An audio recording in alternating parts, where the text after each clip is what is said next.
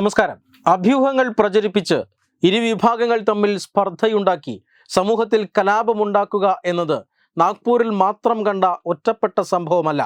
രാജ്യമെമ്പാടും ഇത്തരത്തിലുള്ള കലാപങ്ങൾ ആസൂത്രണം ചെയ്യുകയാണ് മതമൗലികവാദ സംഘടനകളും വിദേശ ഭീകര സംഘടനകളും എന്നാണ് ഇപ്പോൾ വിവരം ലഭിച്ചിരിക്കുന്നത്.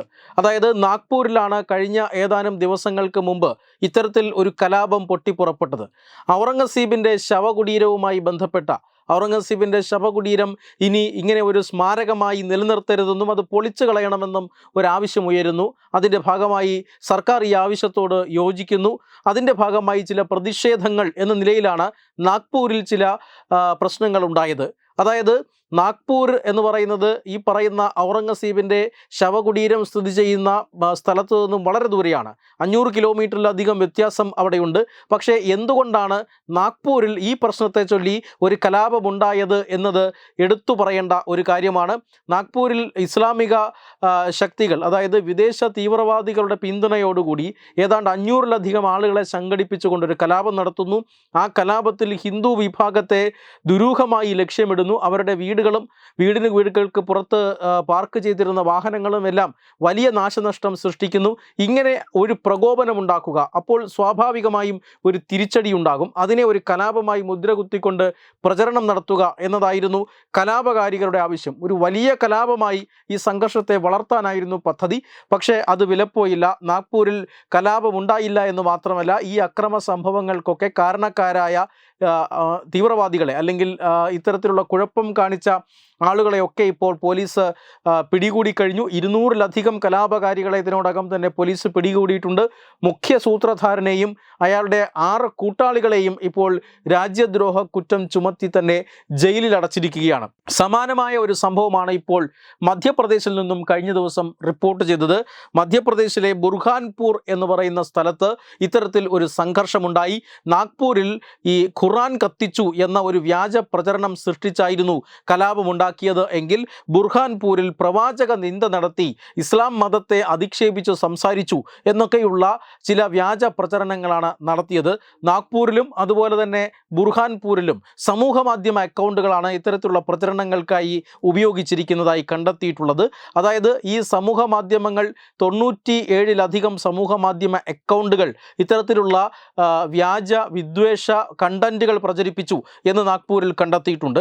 ബുർഹാൻപൂരിലും അങ്ങനെ തന്നെയാണ്. നിരവധി സമൂഹ മാധ്യമ അക്കൗണ്ടുകൾ വഴിയാണ് ഈ പ്രചരണം നടന്നത്.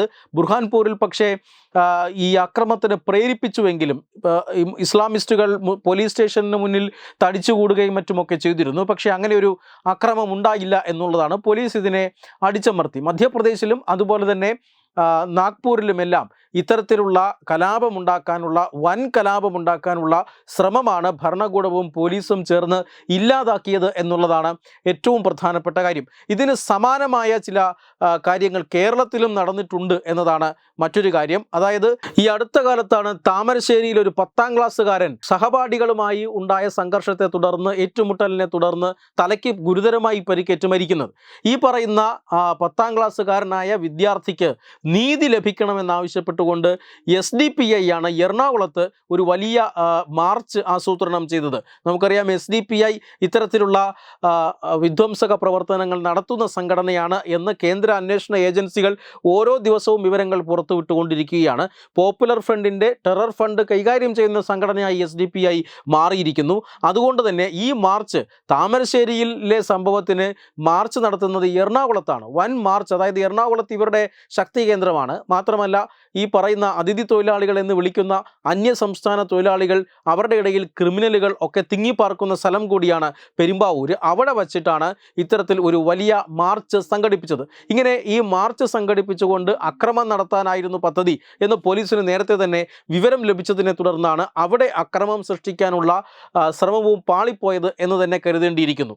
രാജ്യമെമ്പാടും നാഗ്പൂരിലോ അതുപോലെ തന്നെ ബുർഹാൻപൂരിലോ മാത്രമല്ല, കേരളത്തിലടക്കം കലാപമുണ്ടാക്കാനുള്ള വലിയ ശ്രമങ്ങൾ നടത്തുന്നു എന്ന് അത്തരത്തിലൊരു സംശയം ജനിപ്പിക്കുന്ന വാർത്തകളാണ് ഇപ്പോൾ ഓരോ ദിവസവും പുറത്തു വന്നുകൊണ്ടിരിക്കുന്നത്. Web desk Tatvamayi news. Branding partner Edubix online executive education. Focus physiotherapy centre Pattom. Unnat engineering Gujarat. തീർത്ഥയാത്ര.com. Iron build, Gujarat.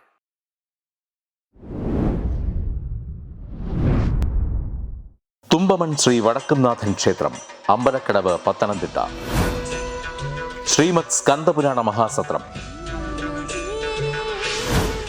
2025 മെയ് 11 മുതൽ 18 വരെ.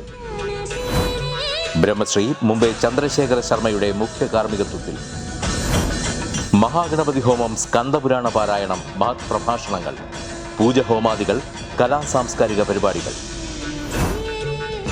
സത്രയജ്ഞ കർമ്മങ്ങളിലേക്ക് എല്ലാ ഭക്തജനങ്ങളുടെയും സാന്നിധ്യവും സഹകരണവും സാദരം അഭ്യർത്ഥിക്കുന്നു. മഹാസത്രവേദിയിൽ മെയ് 18 പഴനി അരുൾമിക ദണ്ഡായുധപാണി സ്വാമി ദേവസ്ഥാന അർച്ചക സ്ഥാനികർ ശ്രീസെൽവ സുബ്രഹ്മണ്യ ശിവശാരിയാരുടെ മുഖ്യ കാർമ്മികത്വത്തിൽ നടക്കുന്ന അതിശ്രേഷ്ഠവും സർവൈശ്വര്യദായകവുമായ സ്കന്ദഹോമം. സ്കന്ദമഹാപുരാണ സത്രത്തിന്റെ ആദിമധ്യാന്തമുള്ള സമ്പൂർണ്ണ തത്സമയ കാഴ്ച തത്വമയി നെറ്റ്വർക്കിൽ.